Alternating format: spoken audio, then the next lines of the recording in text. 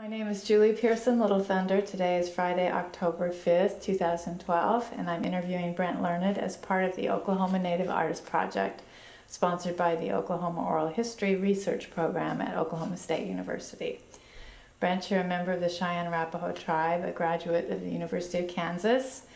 You're known for your colorful, semi-abstract paintings that have won a number of awards and lots of attention.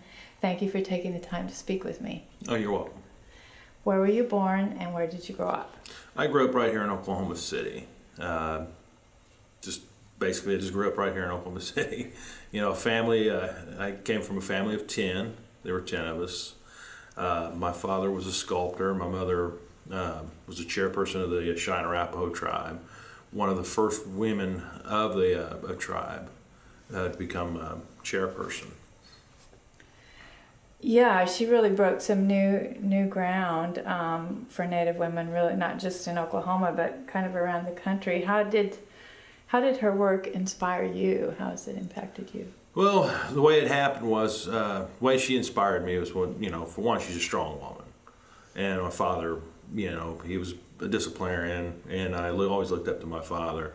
The way she inspired me was, once I graduated from the University of Kansas, I went to her and I said, Mom, what can I do to make you proud? And she goes, well, Brent, I've always been proud of you, but the one thing I'd like for you to do is to paint your heritage. And so, because at Kansas, I did a lot of abstracted realism, just kind of dabbled in the different types of styles. And, to me, growing up, I'd look at Native American work, but it just didn't grab me like the European work. And then so when she said that to me, it kind of lit a torch under me to where I'm like, you know what, I'm gonna look at that. And so as I looked into it and looked at different Native American work, it just kind of grew into me to where I've got to look for more, got to find more. And with that, I also wanted to kind of do something that wasn't seen in Native American work. I'm taking an old concept of the Plains Indian and bringing him to life in modern day by using bright, bold colors, because colors speak to people. And that was one way she kind of influenced me. That, and like I said, being a strong woman and just kind of standing up for the Native American culture. Because growing up, again, there really wasn't too many that were around me that were very influential, to where I wanted to, was proud of my culture. Because let's face it, growing up on a Sunday afternoon, sitting there with Mom and Dad, we'd sit there and watch Westerns. And those old Westerns, who was always getting beat? It was the Indian. And so as a little kid, I would always look at it going, beat them, and everything else. And as I got older, I'm like, wait a second, I'm Indian. Why are they always getting beat? Why don't they ever win? And it wasn't until I saw the movie Dances with Wolves, that really kind of kicked it over the edge for me to where. But at that time, I was just, growing up as a young man, you always go through different things that change you to who you are now. And so I went through a lot of transgression and transition through the years of just self-discovery. And I really found myself by painting what I do now. Well, your father was working, I guess, in a realistic style then, as a my father was always his work was always influenced by the Plains Indian, and so he was doing Indian subject matter. Oh yeah, being before I was born, and so growing up and watching him sculpt, that just kind of influenced me to where my father. I think I got my talents from my father and my social skills from my mother to an extent. But like with Dad, when he'd sculpt, it was just a thing of beauty, because you'd sit there and it's just like the guy would get lost in his own work, and he would even tell me, because it gets to the point where he's just the instrument, and it sculpts itself. And I tell people I kind of feel that same way when I paint, to where, because they always ask me, what do you think of when you paint? And I'm just like, it gets to the point you really don't think. It's just you're reacting, and you're bringing out certain aspects of the painting and pushing other things back, and it gets to the point where it paints itself. But I'd like to see the history of the painting as you go along. So, but yet you get a feel to where you're a part of it. So in terms of your grandparents, did they play a role in your life on either side? By the time I was born, all my grandparents had passed away except for my grandmother on my father's side. So, like I said, I didn't really know. I just heard about them growing up, but I never got the opportunity to actually meet any of them except for my grandmother. In terms of your first experience at seeing Native art by Native artists, do you remember your first time seeing that? Yeah, it was as a little kid, because like I said, my father was a sculptor, so he had a lot of Indian artists that would come over, and one of them in particular was Woody Big Bow. And I was a little kid, and I remember he'd always come over, and we'd always sit around and we'd play while my dad and him would talk. We'd somewhat play a game in a way, and he would kind of tell jokes and stuff. As a little kid, we'd understand, because it'd be myself and my 4 other brothers. And there was one time in particular that he came over that he did his piece, and he was wanting Dad to put that into bronze for him. And so Dad was talking to him, and he goes, what are you going to put it on, Woody? And he goes, well, I don't, what do you mean? He goes, well, you got to have a base for it. So Woody asked me to run down to my dad's Quonset to grab a piece of wood. So I ran down there and brought back one of Dad's bases and brought it up. He goes, how about this, John? And he goes, no, that's mine. You need to bring your own. So, but like I said, he would always come over. He would draw for us, and so in a way, I kind of got a hands-on with him as a little kid. And then, like I said, there were others, but he was pretty much the first one, and I was probably around 4 or 5 at the time. What is your first memory of making your own art? The first one that really got my attention, that hey, people really like what I do in a way, was I was a little kid. Mom bought me this book. It was a Mickey Mouse book, and there was an old, they was like from the 1930s and 40s, and in one of the images was Mickey Mouse being tackled by Donald Duck. And at the time, my older brother played football at Kansas, and so this one summer I had stayed with my grandmother. My brother was living with her, and he was playing football at Kansas, and so that kind of always stuck in my mind. I always wanted to draw that. And also growing up is that they hated OU, and so the aspect of my brother playing at Kansas, them hating OU, so what I did was I drew Mickey Mouse running the ball over Donald Duck. But the way I did it was, Mom had got me this little book, and it was just the pages were 8 by 11, standard size pieces of paper, and I wanted a poster. And so what I did was I drew sections, and it got to a point Mom would come in and she'd tape it, and she was like, well, how are you doing this? Because I never lined it up, but once I got finished, she taped it together, and I had this big poster that still sits in my grandmother's house up in Kansas. But she was shocked that, here I am, 4 years old, drawing and not lining that stuff out, but was able to just draw a little section, put it to the side, draw another little area, and then it all come together as this big giant puzzle of a poster. So that was the first time that I saw the impact of what art could do. Because my mom was shocked, and everyone who had saw that, because I just, as a kid, I do remember her telling that story on how her young son did that, and she was amazed. And the other one was when I was in first grade. We'd had art class, and we had this art teacher who had worked for. At the time, she was pretty famous. I can't remember her name, but I do remember the incident. She'd come into the school, and she was teaching us how to do profiles, do portraits. And so she walked around and gave everyone pieces of paper and pencil. and she had us draw. And when it got to me, I drew myself, and she was shocked. She even called my mom and said this kid could really draw. She was really shocked on how well I could draw the human form. Not only that, but myself. I did a self-portrait, and from that I had won that was the first time I ever won an award, because the award was she got to pick her favorite piece, and the person got to ride around in a police van with all the other kids. I don't know if that was really a big thing, but for me, that was the first thing I won. And so you got to drive anywhere you want, and all the kids and the teacher got in the back.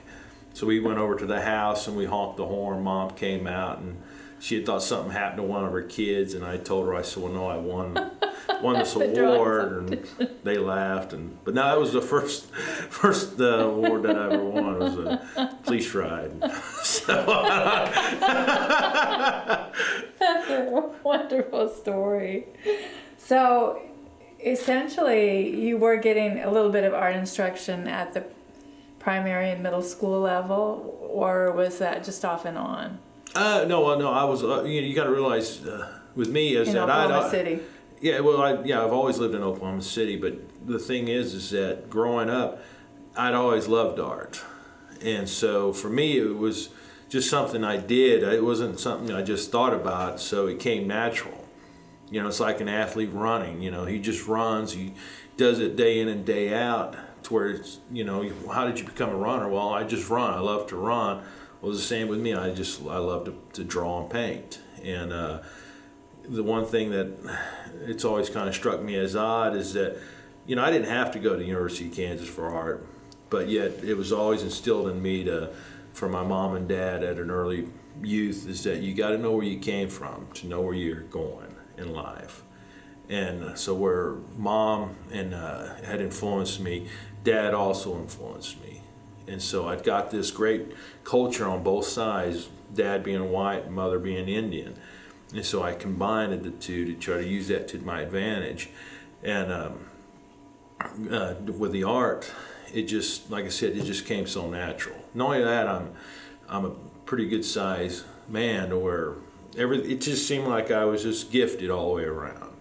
Sports wise, athletics, art, everything except the English language, because I'm dyslexic as hell. But what the heck. But I also noticed my father, he was also dyslexic, and it just seemed like art, he gravitated towards that. Same with me, was that I always was gravitated towards art, to where it just came easy for me, and so I love doing it. And when they say, well, where'd you go to school and everything, it didn't matter where you go to school, because in the end, you're the one who has to draw. You're the one who has to paint. You are the one who, if you want to learn what you want, you've got to go to the library, research it, figure it out. Because in art school, they're going to tell you anything that anybody else is going to tell you.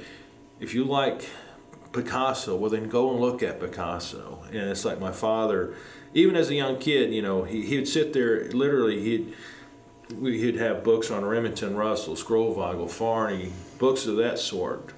And he would go, well, why don't you draw one of these images? So it got to a point to where when you do something repetitiously, it's going to come naturally, to where you don't have to think about it. And so as a young kid, I did that. I was looking at Remington and Russell's work.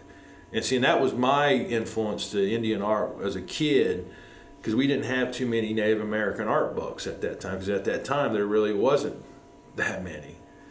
And so when I went to college, a lot of the teachers would just go ahead and paint. It was a free-for-all. They didn't really sit down and teach you, because I'd sit there and listen to my father when he'd tell his stories when he was in art school at Kansas. They actually took classes with pre-law students. They actually took classes with business students. They took classes with medical students, because as an artist, you touch on all those aspects. So they had the art students. It was more of a in traditional. your program. They had you. Well, that was my father. With me, it's you're talking 30 years later, Right. the academics of it had changed. I understand. When my father was in college, when he was taking art school, he took classes where they went in there and looked at cadavers. When I took art school, they just gave us a picture of what a cadaver looked like, you know, so it's totally different. But it boils down to is that it's either you have it or you don't. You know, you either have the talent or you don't, and you just gotta. It's self-drive. You've got to want it, and you know that's all I can say on that. Is that when it comes to art, it's you either have it or you don't, and it's just you've got to work on it. And every artist whether they went to college or not, they're self-taught because it boils down to is you're the one who's doing the work. So how early did you decide you were going to be an artist? I was a little kid. Okay. Little kid. You know, as soon as I was able to walk and run, the first thing I saw was Dad sitting there sculpting, and so I knew that's what I wanted to do. Because, you know, not only that my father, what he was doing, but, you know, the things that I'd watch on public access TV. You know, we grew up on that. You know, Sesame Street, Lecture Company, Zoom.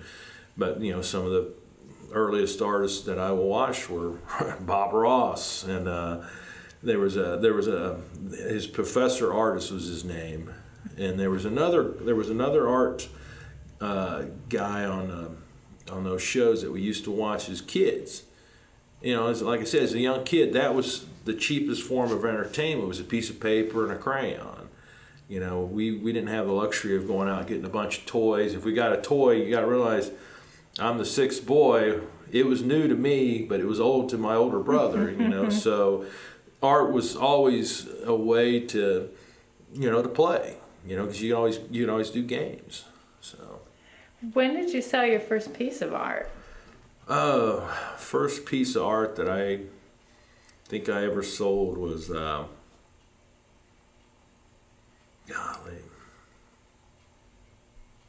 Well, the first one I can actually remember as an adult was when I was a senior at Kansas. One of the guys I worked for at the Alumni Center, you know, he played football with my brother when they both played at Kansas, and he said, well, you know, can you do a portrait of my dog? You know, I was really close to him, and I could see it meant a lot to him.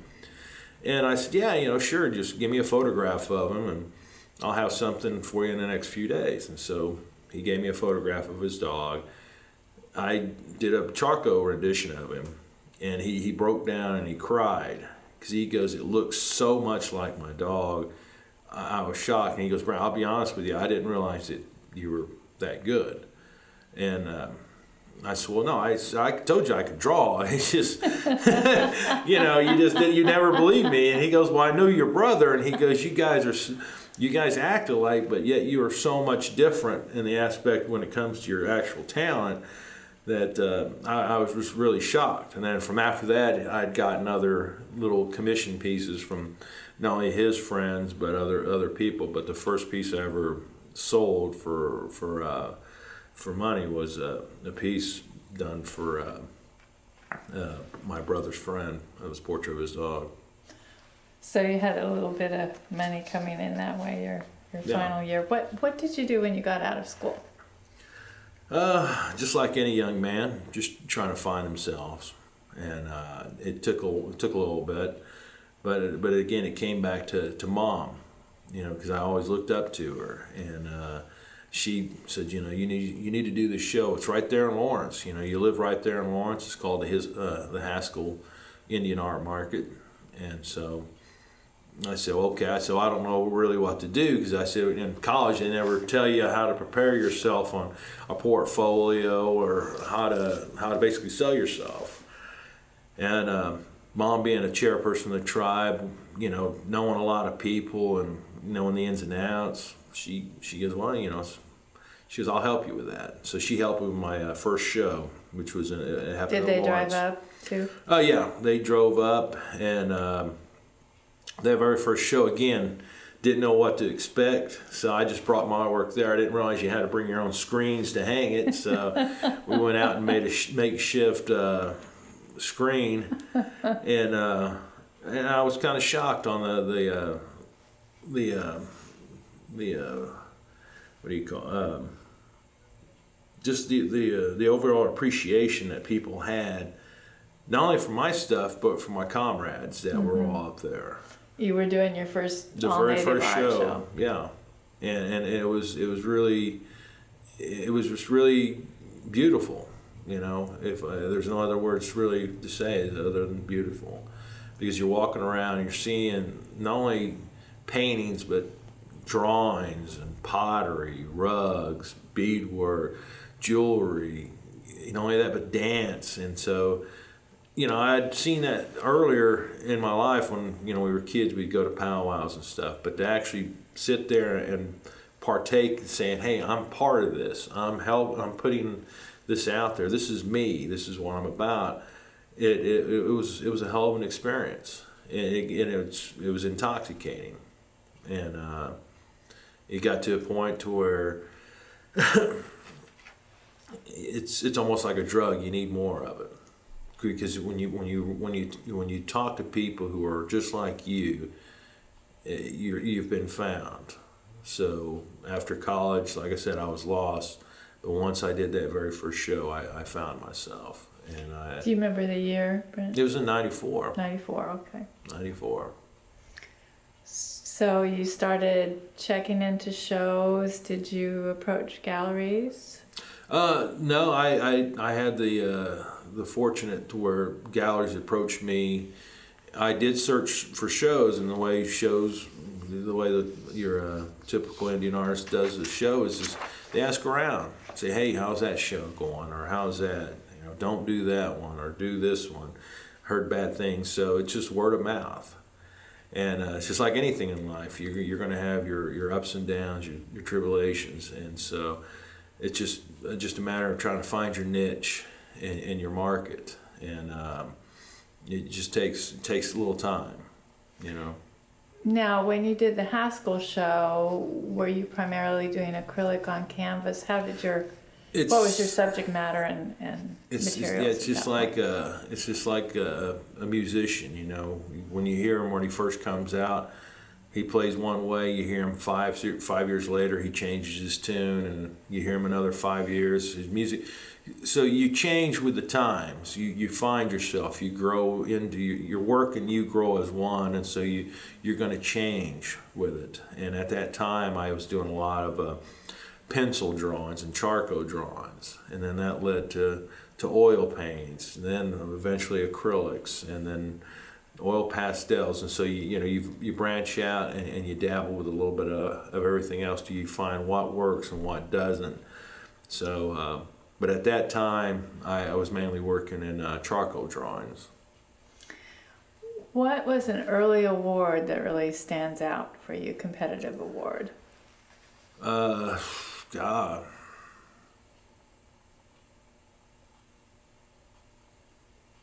I be honest with you, I couldn't think of one. You know, because, and this is going to sound strange and weird, but I'm like my father, is that I really don't believe in awards, because that eliminates your competition. Because for one, the people who choose the winners and losers are somewhat biased to begin with. And Dad always instilled in me, and he always talked, you know, all the way up until the day he passed, was that, you know, your art should stand on its own.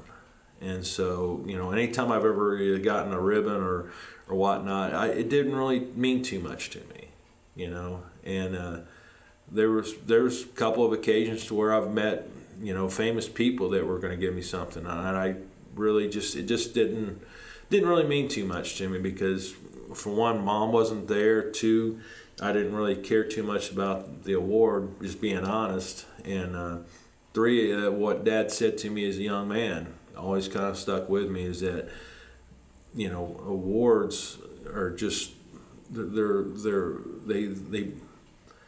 they eliminate competition, you know, because like I said, it boils down to is that it's a bias thing, and that, he never believed into it, and I loved my father so much. I also have that same same thoughts.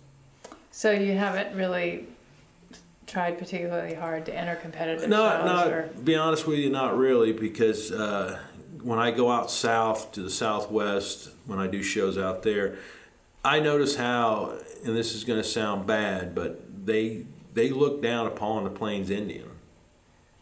They really do. And I tell people that, and they're like, "Oh no!" I say, "Hey, believe me, they do. It's a different world. There's politics and everything, especially with art." And the other thing is that when I got into art, I didn't realize how corrupt it is sometimes with the galleries and how the museums and how many people will backstab you and everything else. It's just literally amazing. I got friends who are ex-drug addicts and everything, and they've told me their story. I go, "Hey, dude, I've pretty much done the same thing without the drugs, dude." So, but it literally is amazing. But yet, with art, it's taken me to places that I, didn't know about. I've been introduced to people I would have never met, and but that's the beauty of it, Well, what is one of the memorable places you've gone on an art show? Well, growing up, watching commercials at Disneyland or Disney World, and thinking, "Hey, mom and dad are gonna." But then again, hell, there's 10 of us, so naturally we couldn't afford all of us to go. And so, one of the things that kind of sticks out was, when the state of Oklahoma contacted me and said, "Hey, we'd like for you to represent Oklahoma at Disney World." And it was through my art. And it was in Florida. That right. was in 2007, the centennial of the statehood. And so, for one, I felt proud to be an Oklahoman. And two, I felt proud not only representing Oklahoma, but my tribe and then my artwork. So, going down there and on that experience, it was a blast. So. What are some of the things you did? Down there? Yeah. I can't, it's not for tape or video. Okay. I'm sorry. But you did check out Disneyland. Oh yeah, you hours. could say we checked it out.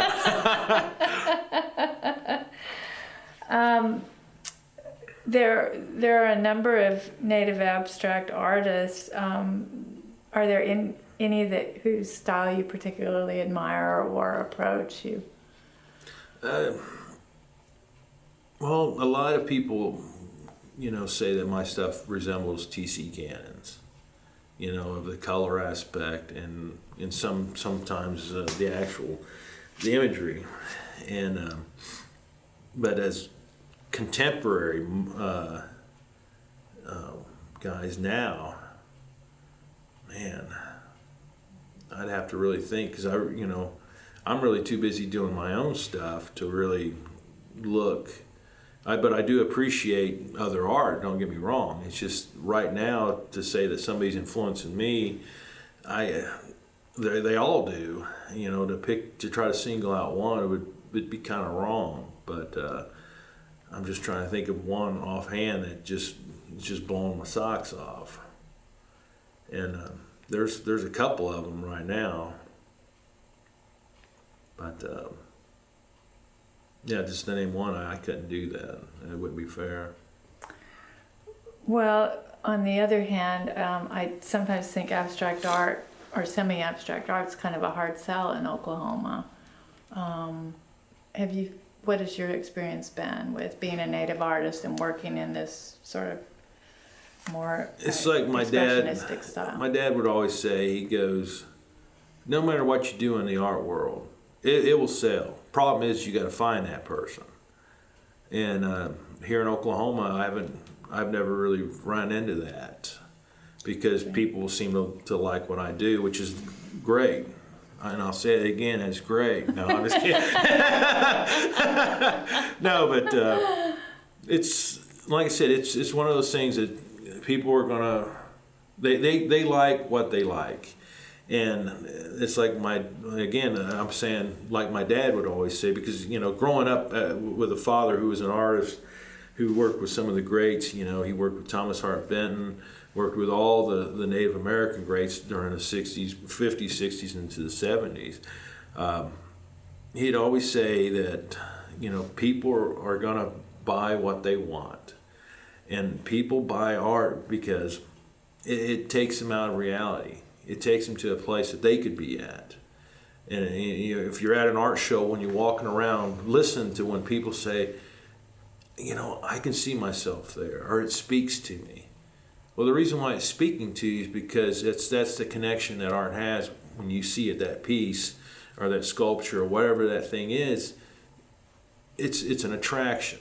You don't know what it is. It's an unwritten one, but yet you can gravitate towards that, to where only you see something in that, to where no one else can. That's the beauty of it. And so there's things that I've done to where I remember the first couple of pieces after I did right before I did the Haskell show.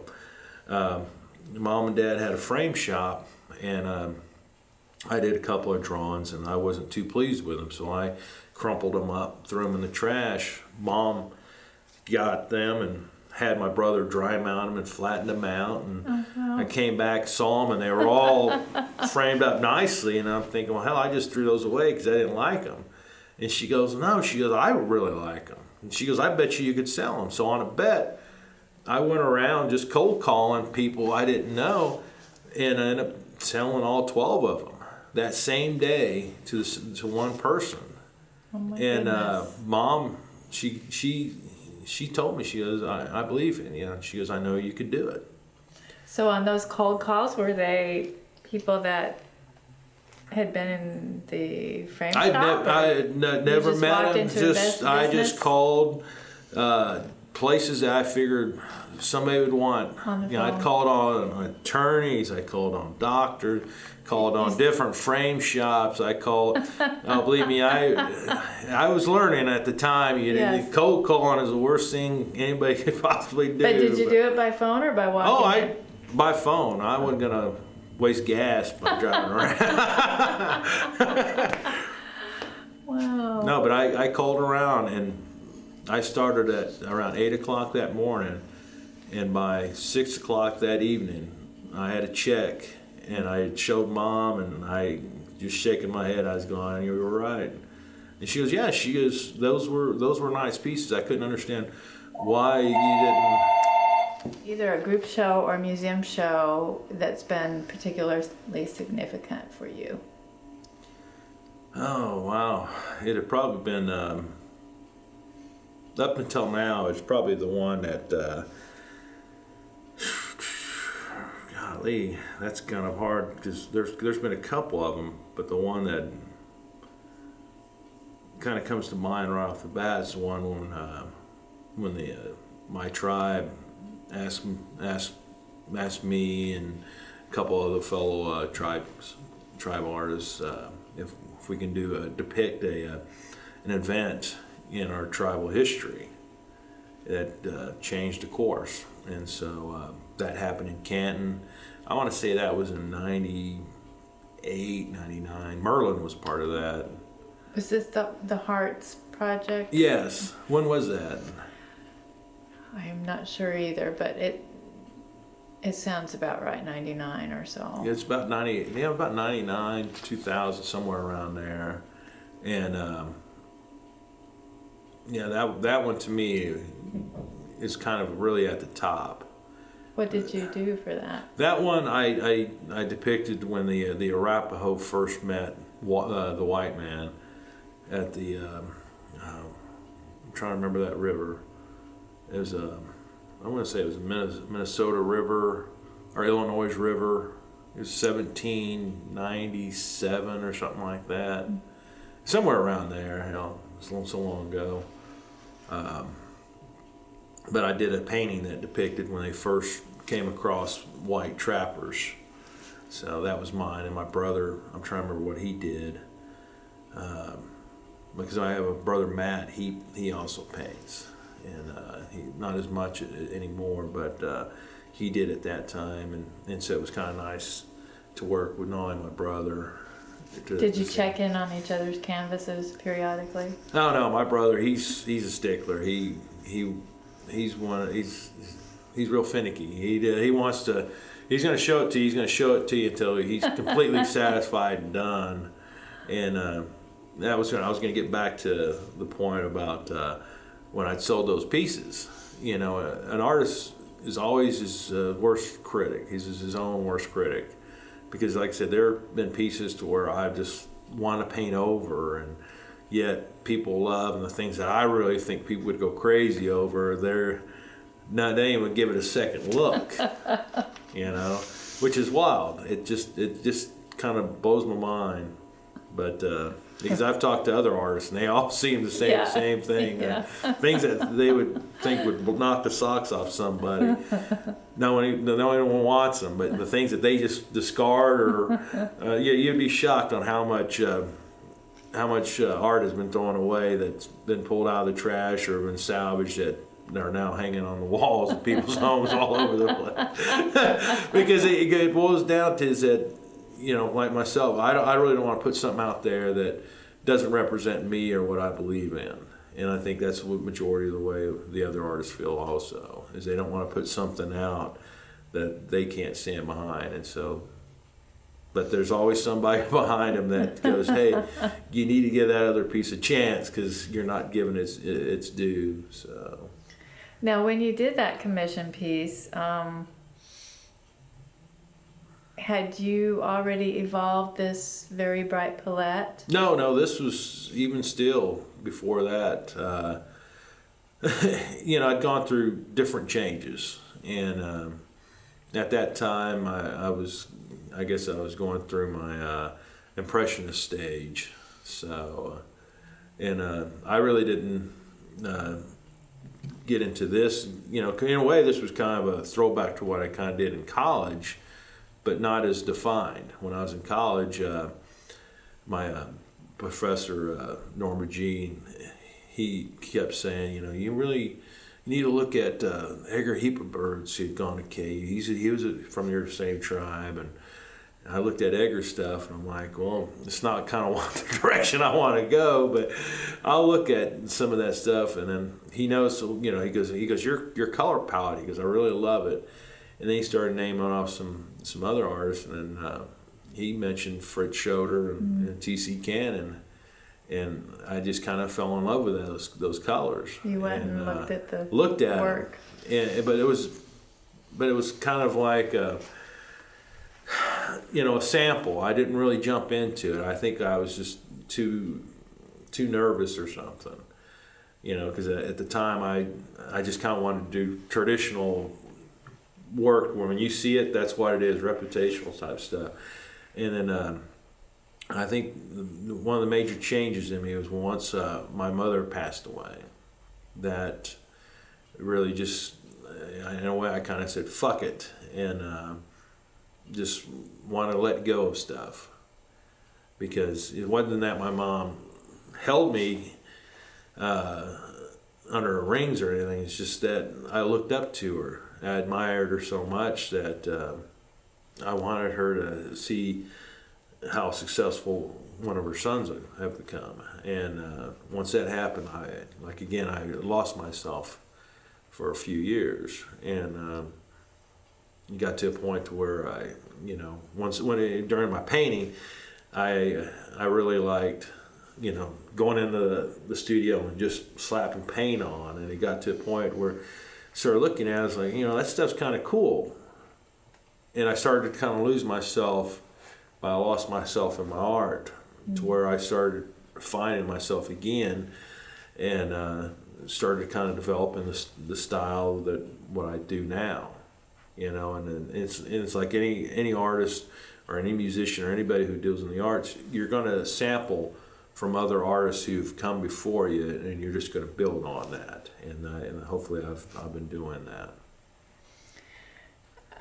Did you show at all or travel at all with Matt during the period that he was actively painting? Matt, he only did it for like 4 or 5 years, and he got to a point to where he kind of got burnt out on it, and he just kind of goes, I'm just going to paint for myself. And even now, I have people who are going, where's your brother's work? I'd like to see what he's doing now, and but there's just some times where, like he even said, I can't do it. This is not what I wanted to do. He went to school also at Kansas and got a BFA in fine arts, but yet he just, people are just built differently, and he's just not built as the way I am or some of the other people that paint. I've always am really moved when I see buffalo images in your work, and I had no idea that there was you sometimes use that. That's your email address, and I don't know about your signature too, or your whether you're using your Indian name or that's just something that you. Can you talk about buffalo when you do them? I don't know. They're just very.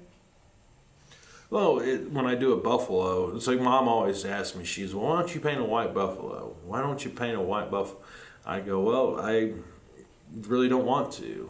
There's things that I censor myself on. Things I'll do and won't do, and that's one of them. It's not because it's sacred or this or that. It's been done so many times that all I'm doing is just doing something that somebody else has already done, and by not doing one, I think goes against the grain. And but with buffaloes, I just like doing them. I like to. With them, I like to get as much color and just kind of go wild and everything when I do them. And there's just like I said, there's just something about a buffalo I like painting. Yeah, you can feel that connection. You were asked to curate one of the winter camp shows at the Cowboy and Western Heritage Museum. What was that like, being curator? Well, to be honest with you, it was. They had already had everything lined up, so it wasn't like I came in and did anything new. And it was, again, it goes back to politics. There's just certain things about art that if I would like to try here in the future to try to change the things I see. And one of them is this kind of buddy type system. If somebody's been around for a while, throw them a bone type of thing. I'm like, no, I like to look at young emerging artists. I like to see young stuff out there, young talent, things that you just don't normally see. And if somebody's been around for more than 15 years like myself, they shouldn't have to be throwing a bone to be put in a show. They should already have their own show and genre, and that was one thing about the winter camp that bothered me about it was the way it started was I'd met a gentleman who worked at the Cowboy Hall, invited him over to this house party that all these guys were showing their artwork in, and long story short, I just mentioned it to him. I go, well, won't you have, he was impressed. He was like, you got some of the top-notch Native American artists all here. It'd be kind of nice to have something like that, somewhere else. And I said, well, you're part of the Cowboy Hall. Why don't you have it over there? He went back, talked to him. He said, you know what, we could have that there. And I said, well, these are the people you need to talk to. And I told him the people who invited me to their house for this show. And so that very first show, they threw it. They'd asked me if I wanted to be a part of the first team of curators or people who select artists and everything. And I said, well, as long as I'm in it, hey, you can pick whoever the hell you want. Doesn't matter to me. And I noticed that when they picked, majority of the people that were at that first show at the person's house were not at that second show. There was a bunch of new faces and buddies of buddies there. And I'm thinking, wait a second, this is not what was sold to me. And by the time the second one came around, they had one of the people that were initially on it was kicked him off basically, and they brought me on board kind of as a token.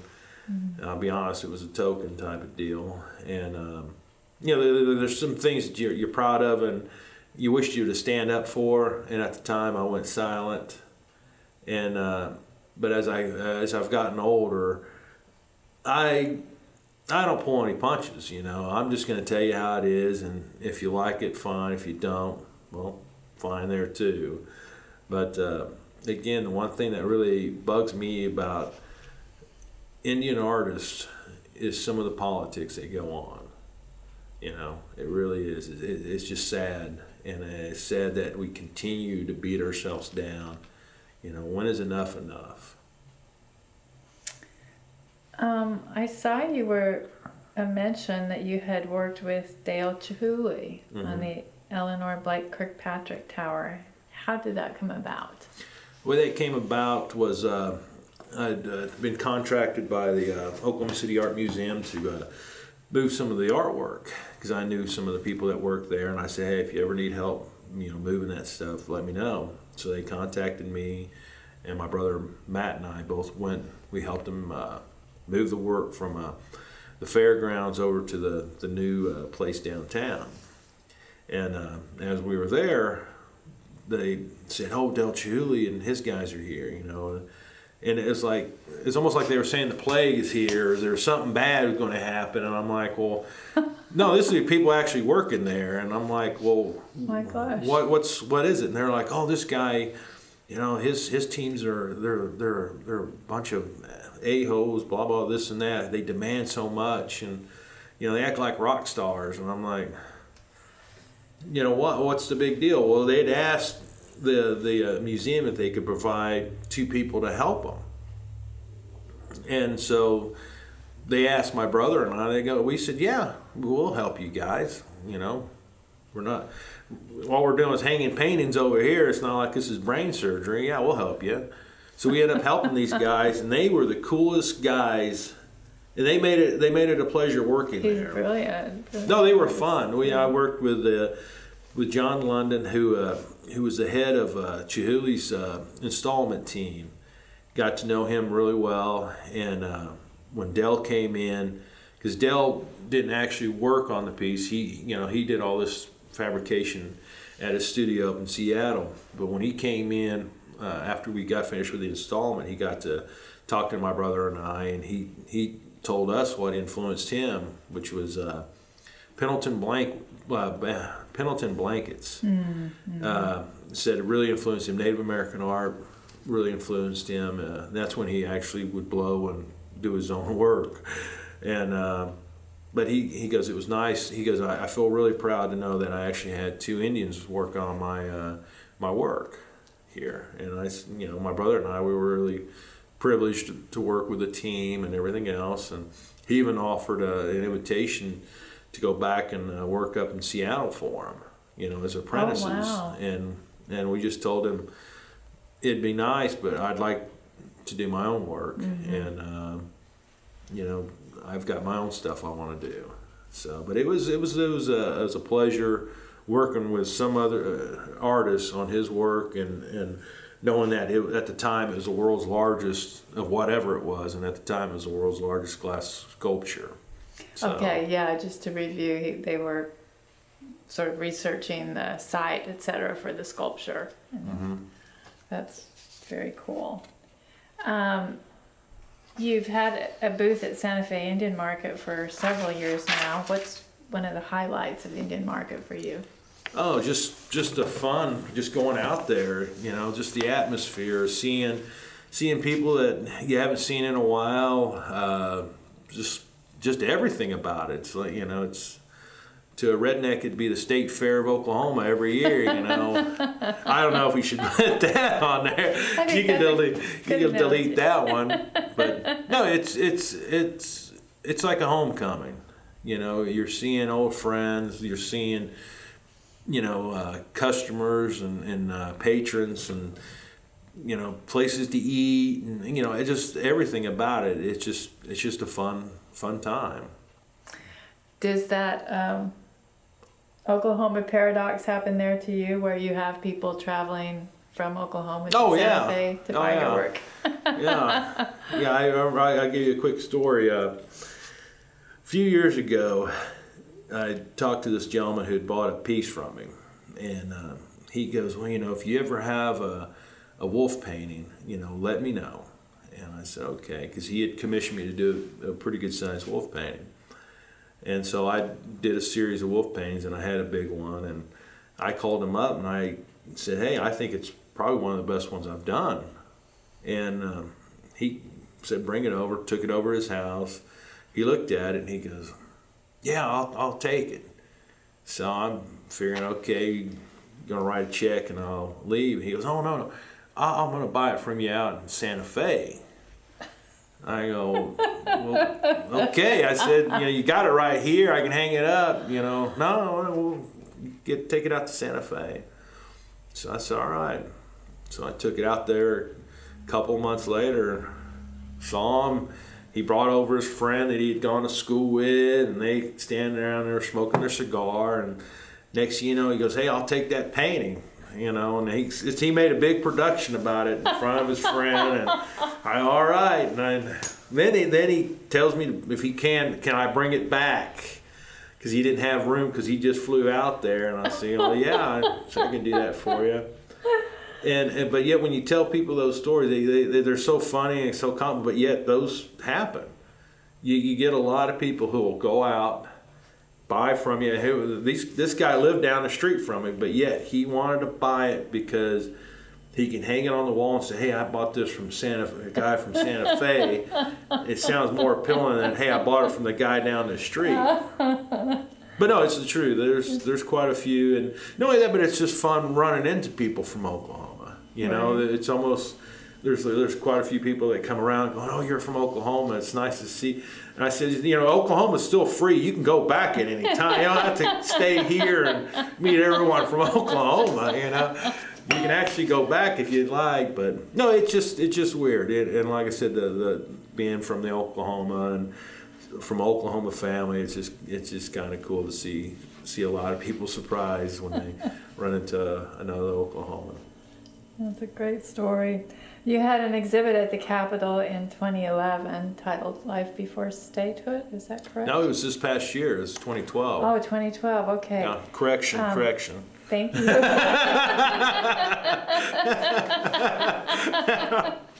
So, first of all, I'm really intrigued by the title "Life Before Statehood." How many paintings did you have? And talk about your theme a bit. Oh man, I want to say I had 25 pieces displayed, but I had taken 35 pieces up, I want to say. And there were some of them that they just didn't want to show. Really? Yeah, believe it or not, censorship. Yeah, no, there was. They had asked me when they'd contacted me and said they'd like to do a show, and I said okay, and they said do whatever theme, we'll do whatever you want. And I'd ask them, I said, "Well, what have other artists done in the past?" "Well, they've done portraits. Usually they really don't have a certain theme. They might have a cool title, but not a certain theme." And I like to tell stories, not all the time with my work, but with this, I wanted to tell a story. And is that, as a little kid, when we would go up to state capitol for school tours and stuff, you'd look around, and one thing that always kind of stuck in my mind, and it goes back to what I was saying earlier about sitting with Mom and Dad on a Sunday afternoon watching cowboy and Indian movies or old westerns, was that the Indians were always losing. They were always losing. And in a month, well, when they'd asked me after, they'd contact me and say, "Hey, we'd like for you to do a show," I'd gone up there and just kind of walked around, and it just struck me that everything they have up there is opposite of what I believe in. for one, they have a couple of paintings that depict Indians signing something, always signing something away, giving away something, And the other thing is, I'm under the rotunda looking up, and I see all these corporations and donors who had donated to the state. Where are the other people, the other nameless people who've paid taxes and have lived here and died? Where are their names? And so I wanted to do a series of paintings that depict what life was before statehood. Even battles. I depicted a scene of from what I would think had happened at the Battle of the Ouachitas, where a cavalry soldier is on his horse with a saber coming down on a woman whose son had just died. See, they thought that was too violent. But then again, I did a piece called Counting Coup, where an Indian is touching another Indian with his spear. They thought that was too violent. And so they, in essence, censored what I wanted to pick. It was a good show, don't get me wrong, and I'm proud to have done it. But I really wish that there was these other pieces that were shown, because from my understanding that when I did the show, they had the biggest response from people. People actually thought it was a permanent display up there, and from that, the state got a piece from me, which is now on permanent display up at the state capitol. They commissioned. Yeah, but it would have been nice to let other people see some of these other scenes that I depicted that were never shown. And again, it's just one of those things. When is enough enough? Okay, so I think we've sort of addressed how your style has kind of changed. You talked about that moment when your palette changed and your subject matter sort of changed.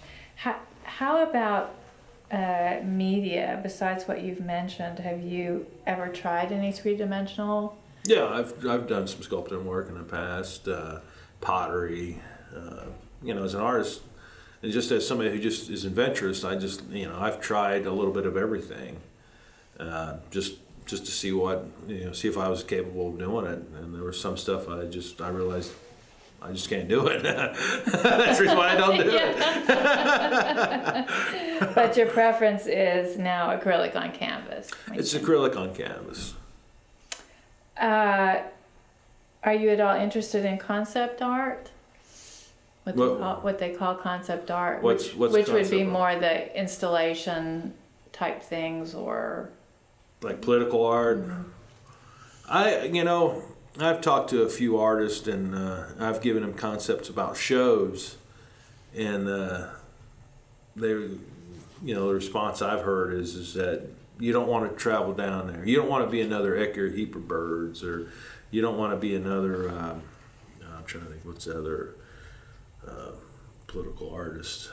I can't remember. I just know Edgar right off the bat, and but they said you don't want to be like that, because they said that the people who like your stuff are going to tend to move away from that, and I got to get to a point to where I'm comfortable enough to do something like that. But eventually I will. It's just, what's the time? What's a good way of doing it? And like I said, I tried my hand at it with my own show up at the state capitol, and I realized what happened. It got censored from that, because like I said, when you go up there, majority of that stuff that you see it's just what they want you to see, because history is written by the conquered, not by the conqueree. And it's like one time, going back when I went down for the centennial, I was down there and I talked to the governor. I admit I had a few many drinks at the time, but we were sitting there. He came over and he wanted to thank us for for representing the state of Oklahoma and everything else. And I was by that time I was on break, so no, no, but I was on break. So the other lady that I was down there with, who was showing, we went and had a few drinks and we were talking. And for one, we were talking because some of the questions we heard were just downright laughable.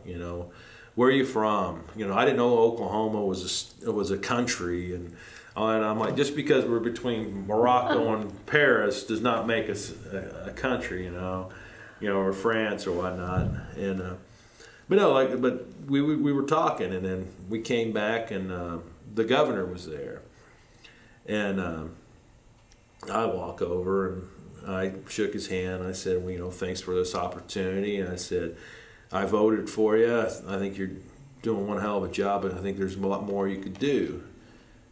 He responded, well, what is there more to do? And I said, well, let me ask you a question. And I said, if you were a visitor to our state, where would you send them if I asked you, I wanted to see something about Native Americans? And I said, don't tell me about the sculpture on top of the Capitol. Send me to a place where I can learn about Indians who live or are from Oklahoma. He responded, well, you know what? I really don't know. And I said, well, you know what? Everyone I pretty much asked has that same response. The first response is, well, we have an Indian on the Capitol. Before I can even say, don't tell me about that, send me to a place I can learn about Indians. You really can't, because there's really not too many places. He goes, we're building a cultural center. I said, no, I said, from my understanding, it's a visitor center. I said, I could sit at home and learn more about the state of Oklahoma than me coming here and going to that museum. No offense, but it's a waste of time and money. But I said, you really couldn't send me to a place, could you? He goes, no. And I said, well, I could. And I said, only because I'm from there, and my tribe's from there. I could send you out to southwest Oklahoma, to Cheyenne, over by Battle of Wichita. That's a hell of an educational place. And I said, you could learn a lot about that. And he just kind of shook it off. But I said, I still respect you. I think you've done well for the state. And also said, I said, I'm not just blowing smoke up your ass. I really like you. My girlfriend was standing there, and she goes, yeah, he doesn't really say that too often, but if he's saying that, he really likes you. His security guy came over, and he had a big laugh about that. But he even agreed with me. And he goes, you're right. He goes, there isn't. And then the governor also said, well, do you know how many other caucuses come to me and ask me? He goes, I have the Black Caucus, the Asian Caucus, and them all ask me for. I go, but yet the Indians were there first. Why aren't they represented? But I said, I'm not going to bug you with that. I said, you got your own problem. I said, but it was nice meeting you. And the security guy, his security guy goes, you're right. He goes, I never really thought about that. He goes, when you asked him that question, I was off the side thinking about what would I say to somebody. And I said, well, yeah. I said, dude, if you go to our own state capitol and you look, I said, there's always a painting or description of them signing something away. And it's always the history they want you to see. Oh, they're good little Indians. That's in the past. Now here's the future. We're big oil. And I said, Oklahomans really grasp to the grapes of wrath that they came from dirt and nothing, and we made some. The other part of the before statehood stuff, yeah, they fucked up. They messed up. They had their chance, type of thing. And but no, like I said, there are things that I'd like to do, but you got to have a good tact about it, and because you don't want to step on too many toes. And like I said, especially with the way art operates here in Oklahoma, if you're stepping on one toe, you're stepping on 4 or 5 other toes, and it's just sad to know that there's so much great art from Oklahoma and so many people wanting to tell so many different stories, but yet they tie their own hands because they don't want to basically piss off anybody. So When you are getting ready to do a project, what is your creative process? Well, for example, with this piece behind me, that's going to the Bartlesville Mozart Music Festival. It's going to be next year's poster. I'm still working on it. It'll be done here in the next few weeks. That's wonderful. But I usually give myself a theme. And not only that, but I want to give myself something I can get somebody that's going to look at my work to think about. Sometimes I don't even have to think about it, but I'd really like them to think about what they're really looking at. Not just the bright colors and everything, but the overall hidden punch behind it. And with this, they'd asked me, Mozart Music Festival. I'm thinking, okay, to myself, well, Plains Indians, drums, flute, singing, and how can I bring that up to date? Well, with the contemporary dance and the traditional dance and the fancy dancers. So I just kind of combine the old element with the new, and it's called the celebration of life, or the rhythm of life. I take that back, rhythm of life, and because everything has a rhythm, and like I said, it goes back to what my mom and dad always would say. He said, you got to know where you come from to know where you're going. So that cycle's always there. No matter if you don't like it or not, it's going to be there.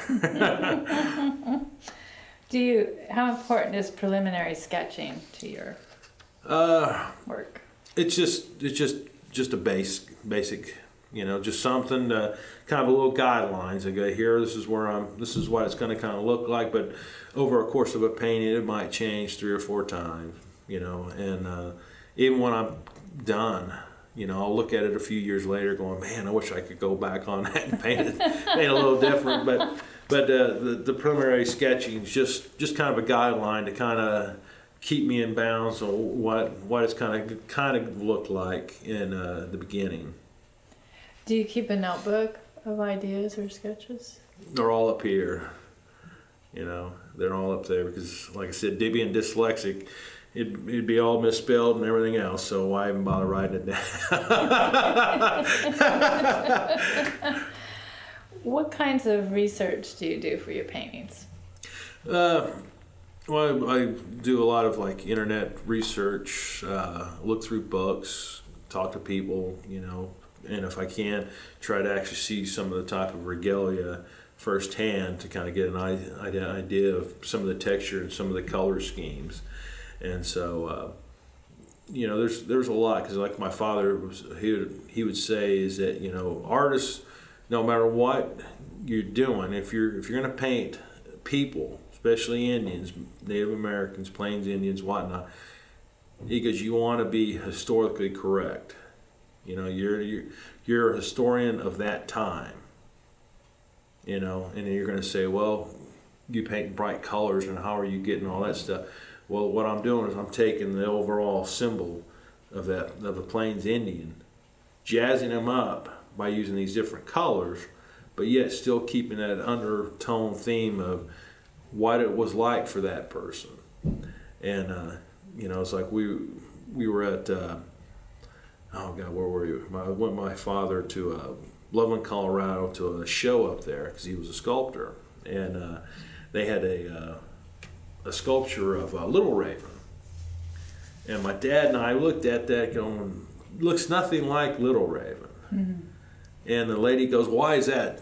I'm the artist. And I'm like, well, that's fine, but we're distant relatives to Little Raven, and Little Raven never wore that type of regalia, never wore, those are not his colors, in the position and what you had him doing, which you had him sitting there holding a gourd, pouring water out because it was a water fountain piece.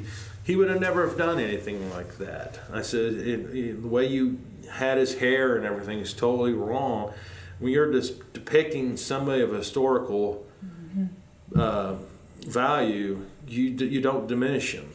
You don't see me painting a handlebar mustache on Abraham Lincoln.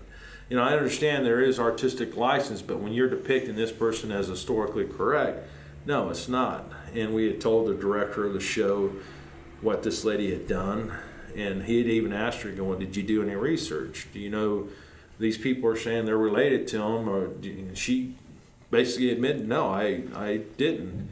And so he literally had her put a blanket over the piece and said, you know, you're not to sell that, not to show it to anybody. And that was nice. It was nice to know that somebody had some integrity. But like I said, when you paint, you're basically a historian of your time, of your generation, no matter if it's political or satire or whatnot. You're telling your story, and you want to tell it the way you want to tell it.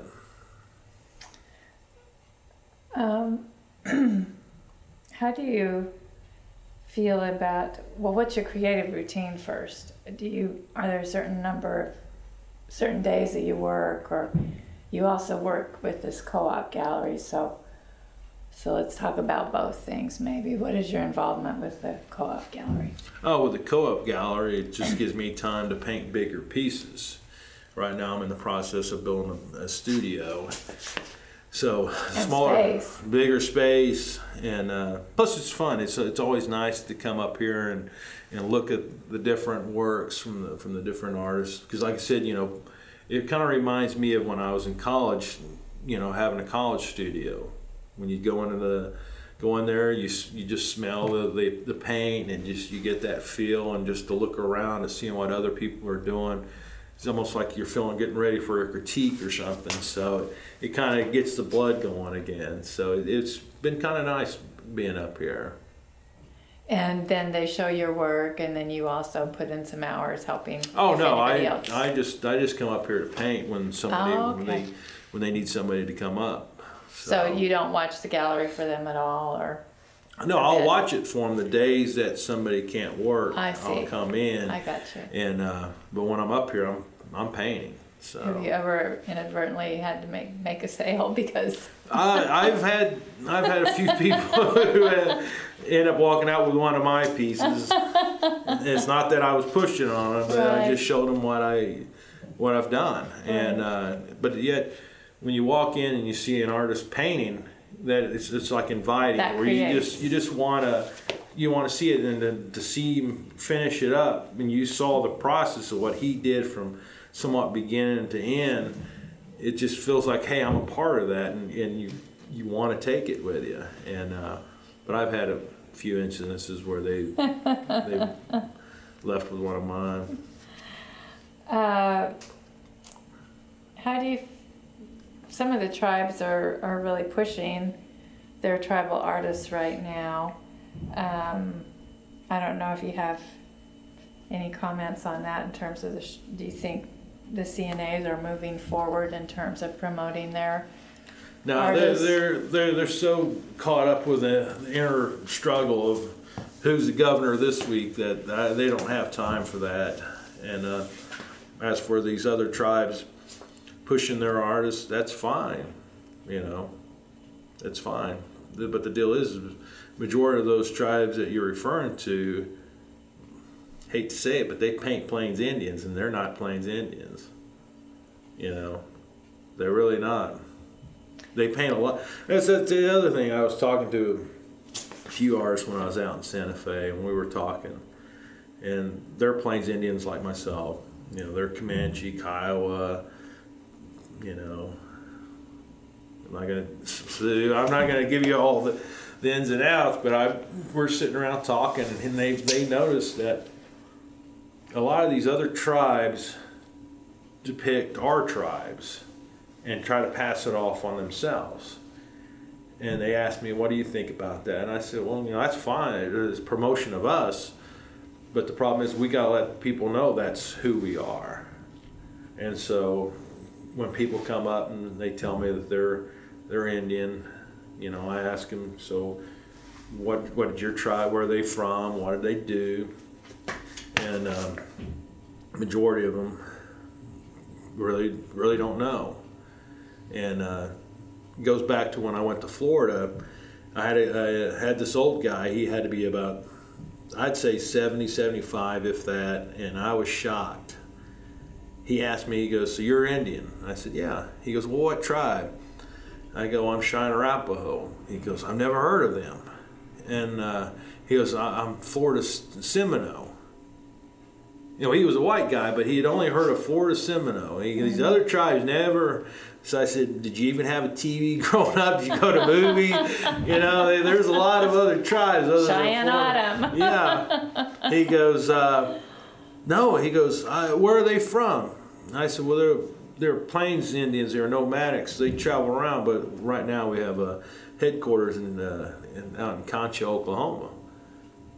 I mean, Indians were out there. I'm not kidding you. This guy literally, I don't think he ever left the city or state of Florida, but and you'd be shocked on how many people I've ever met in my life who actually think that way, that their Indians are the only Indians that ever existed. You know, like, you know, if I had $1 for every time I heard I'm Cherokee and my grandmother was an Indian princess. I mean, that lady got around. She got around a lot, and and everyone's related to her. How, it's kind of been a tough market since the crash, I guess, and I'm wondering about the strategies that you've developed for kind of adapting to this new market. The way I've adapted was that I've gone miniature, gone smaller pieces. Things that are affordable, because with me, I only do one-of-a-kind originals. I don't do prints. I don't do photographs of the work and reproduce it or any of that. So the only time I ever do posters, if I'm doing it for a cause that I believe in, like did one for the Oklahoma Health Science Centers of child abuse, did their posters. Mm-hmm. I've done one for literacy, done one for American Indian diabetes, things that things that I believe in, things that I'd like to put my brand on, and but for us changing with the times and changing with the economical situation we have now, I've just done a lot of little smaller pieces, a little little sketches, little things that are affordable. Because the one thing that I'll give you this story. I was with my brother. It was the first time I ever went out to Arizona, and I've done like I said, I do a lot of Plains Indian stuff. And we did this show out in Litchfield Park, and this lady walked by. She was pushing her cart. And at the time, I did a lot of charcoal and pencil drawings, and like I said, I just starting out. And she'd walk by a couple times, pushing her cart, and she'd look. And one time she came back, and she sat there and just kept looking. And I said, "Ma'am, is there anything I can help you with?" And she goes, "No, sir." She goes, "I was just admiring your work." She goes, "You do beautiful work." And she goes, "That piece right there reminds me of what I used to look like." And she broke down and started crying. And I turned around, took it off, handed it to her, stuck it in her cart. She goes, "Well, what are you doing?" I said, "Well, it's yours now." She goes, "Oh, I don't have any money to pay you or anything." I said, "No, your words were payment enough. It's yours. And but what you said let me know that I'm on the right track." Mm. So she left.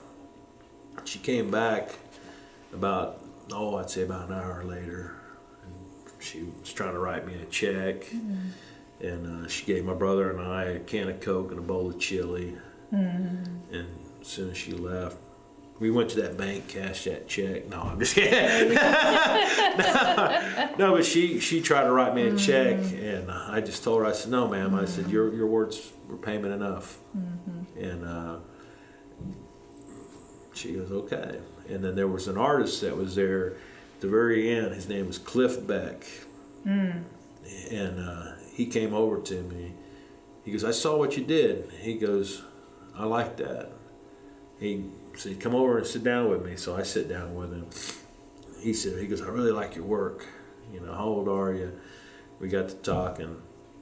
And so by the end of the conversation, I traded him a little small, you know, for one of his pieces, I gave him one of my pieces. And, you know, it was a pretty good sized piece at the time.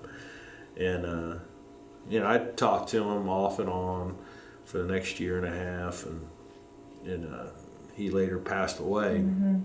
And his wife told me he only had one other artist that he hung in his studio. And he goes, that was your piece. And she goes, I don't know what you did, but he always thought highly of you. And he always asked if I'd called or whatnot. And they even wanted me to be a pallbearer at his funeral. And I'd only known him for at least a year and a half. But yet he was a hell of a guy. And but no, like I said, he was one of the first big time artists that I'd ever met when I started out. So Yeah, very good artist, and what a compliment. Well, when you look back on your career so far, what do you think has been a kind of fork in the road moment for you where you could have maybe gone a different direction, but you went? no, it was right after, right when my mom passed away. I should have been more productive. Again, you know, I was young, better looking than I am now, if you can believe that. And it just chasing the wrong roads at the time. And when my mom passed away, that was it just kind of killed my creativity and just drive and everything. And like I said, I was lost for a few years before I finally woke up. And when I did, I just said, screw it, I'm just going to plug at it. What has been one of the highlights of your career so far? Man.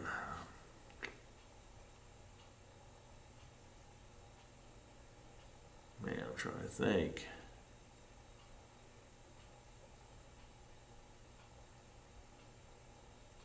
Well, I'd have to say doing a piece for Gail Sayers, who, because I'm a big KU fan, love KU football, which lately I've been loving me very well, but yeah, but doing a piece for somebody that, you know, growing up you watched on TV, NFL films and all that other stuff, and then flying up to Chicago and meeting in person and handing him a piece that you did that he's going to hang in his home. You know, I've done paintings for other celebrities and everything, but out of like a big thing, that was probably the coolest, you know. That's very cool. Now, did the KU? Yeah, who sponsored that? The Kansas alumni had purchased a piece from me to give to him. So that was cool because they wanted to do something special for him because he had been, you know, he went to school there, he had taught there, and he had done so much for the university that they wanted to give him a thank you. And so they contacted me. And, you know, the other thing, you know, like I said, there's a highlight. There's so many of them. You know, that's one that really sticks out. Another one did a piece for the alumni magazine of Chester Nez, who was the last Native American code talker. He was on the cover of I did the piece that sat on the cover of the magazine, and he'd gone to KU. He'd also gone to Haskell, but now that I'm thinking about it, the biggest thing was probably right when I first started out. I did a piece for the Smithsonian Institute. And it was a portrait of my mother when she was a little girl. That was by far the biggest. So right off the bat, you know, that was pretty big. And you had they had been in touch with you. Did you take that piece out, or did they buy the painting from you? I'm just wondering how that transpired. The way it worked out was when my mother was a chairperson, she introduced me to Rick West, Jr. Right. And she had said, well, he's just the head of Smithsonian Indian Wing that they're eventually going to build. Because at that time, it was just still a thought, I guess. And when she retired as a chairperson, we had ran into him at some Cowboy Hall of Fame function. And I think I donated a piece for something, and he was there. And she goes, well, I'll talk to him again, and reintroduce you. So he came up and he goes, well, I've seen some of your work. He goes, I like it. Let me know when you got a piece that you feel is good, and we'll take a look at it. So, all right. And so Mom came down sick, and I called him and let him know. I said, hey, I did a portrait of my mom when she was a little girl, and I think right now it's probably one of my best pieces. He said, when you come up to DC, we'll look at it. Went up to DC, they looked at it and they said, we'd like to have that. And so, they at the time they didn't buy it. It was a donation from my mom, and so I came back, but I had to get it appraised, and there's so many freaking loopholes you had to jump through. Yeah. But it was like it was about 2-year process. But it went to New York because they accepted it, and then Mom again came down sick, and she didn't have too much longer, so I had to send the painting back. It hung in her room, and when she passed away, we had it boxed up and shipped it back to New York.